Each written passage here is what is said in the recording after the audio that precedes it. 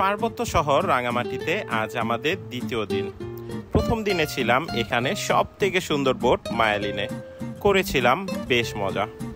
আজকে আমরা যাব এখানের ট্যুরিস্ট স্পটগুলো, যেমন ঝুলন্ত ব্রিজ, পলয়েল পার্ক। এছাড়া খাবো এখানের অথেন্টিক ট্রেডিশনাল খাবারগুলো। এছাড়াও বলে দিব মায়ালিন বোর্ডে কত টাকা খরচ পড়েছিল আমাদের। তো চলুন দ্বিতীয় দিন আমরা সারাদিন কি কি করলাম ভিডিও শুরু করা যাক। সকালে ঘুম থেকে উঠে সবাই মিলে ডিভাইন লেক আইসল্যান্ডে নাস্তা শেষ করে বোর্ডে 1 লক্ষ টাকা পেমেন্ট করে দিলাম। যেহেতু আমরা শুক্রবারে ছিলাম তাই এর ভাড়া ছিল 75,000 টাকা, তবে আমাদের রিকোয়েস্টের কারণে 7,000 টাকা অনার করে 68,000 টাকা এবং খাবার খরচ পার পারসন 2,000 করে 16 জন 32,000 টাকা, টোটাল 1 লক্ষ টাকা পেমেন্ট করে মেইন বোর্ড থেকে চেক আউট করে নিলাম। মেইন বোর্ড থেকে 11টার দিকে চেক আউট করার পর মায়ালিন থেকে অন্য আরেকটি ছোট্ট বোট দেওয়া হলো। এটিতে আজ আমরা সারাদিন ঘুরবো। 1 ঘন্টা বোট রাইড করার পর আমরা ঝুলন্ত ব্রিজে চলে আসলাম।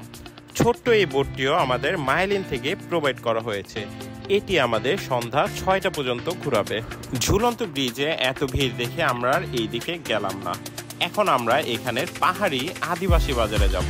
বাজারে যাওয়ার পথে পাহাড়ি আনারস, ঝালমুড়ি সহ অনেক কিছু বিক্রি করছিল। আর এই বাজারটিতে ব্যাগ, আচার, পাহাড়ি জামা কাপড় সহ অনেক কিছু।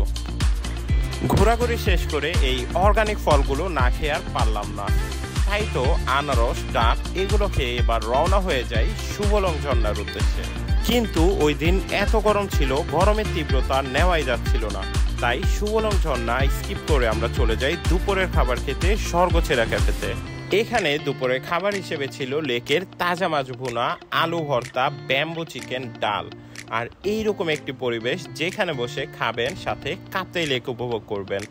আর ছোট মাছের পাহাড়ি এই ডিশটিও ছিল বেশ মজাদার। খাওয়া দাওয়া শেষ করে এবার রওনা হয়ে গেলাম পলয়েল পার্কের উদ্দেশ্যে। আর এই দিকে সবাই মিলে কলা খেয়ে নিলাম, যাতে পটাশিয়াম এবং ভিটামিনসগুলো ঠিকঠাক থাকে, যাতে শরীরে এনার্জির কোনো ঘাটতি না হয়। ঘণ্টাখানেকের ভেতর চলে আসলাম পলয়েলের ভিউ পয়েন্টে।